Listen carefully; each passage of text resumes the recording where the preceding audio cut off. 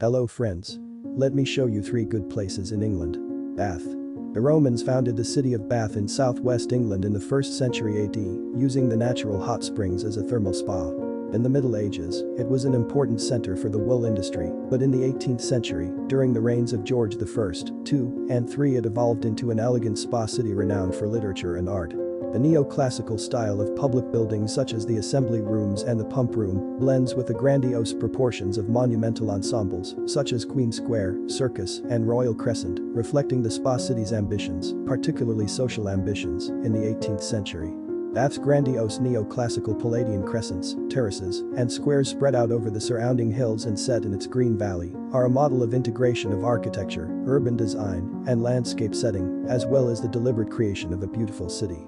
Individual buildings such as the Assembly Rooms and Pump Room are notable, but they are also part of a larger overall city landscape that evolved over a century in a harmonious and logical manner.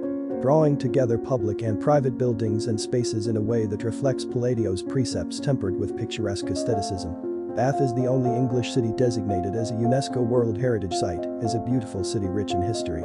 Bronze and Iron Age artifacts have been discovered in the surrounding hills. At the beginning of the 1st century, the Romans were the first to build around the remarkable hot mineral springs. They built a temple and baths here, and people have been flocking to Bath for its healing waters ever since.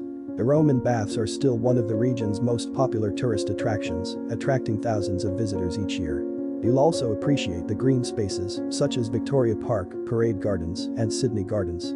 If you get hungry, go to Sally Lunn's Buns for an iconic, local, and one-of-a-kind tea time treat.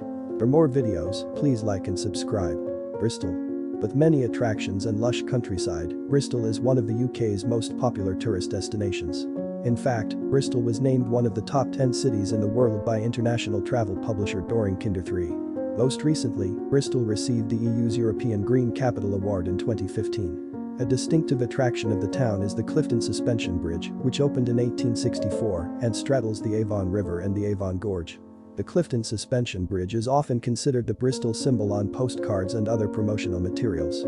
Bristol offers a vibrant dining menu for appetizing travelers exploring the city and seeing its attractions. Thanks to the city's diverse culture, visitors will find culinary choices ranging from authentic Thai food to traditional British fish and chips. Bristol takes pride in being a green city, so guests can access fresh local produce for tasting at a local farmer's restaurant. The city also offers many family-friendly activities for people traveling with their children. One such attraction is the Bristol Zoo. Bristol Zoo is the 5th oldest zoo in the world and is home to many exotic animals, such as red pandas and penguins. Oxford. Oxford is a small town in central England, was first settled by the Anglo-Saxons around 900 AD and was initially known as Oxford, meaning cattle crossing. In later centuries, Oxford played an important role in British history and development. Many of the cities were founded in the 12th century and revolve around the oldest and most famous universities in the English-speaking world. This self-guided tour will take you to some of Oxford's most interesting and beautiful attractions, including Magdalen College, Carfax Tower and Cherwell Botanical Gardens.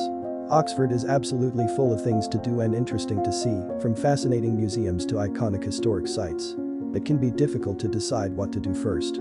With all its finest sightseeing treasures, Oxford attractions are without doubt the greatest magnet for holidaymakers and visitors.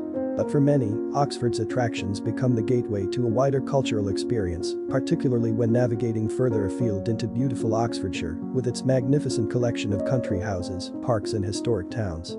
Well, that's it for today friends. What do you think about this video? Please let me know in a comment section.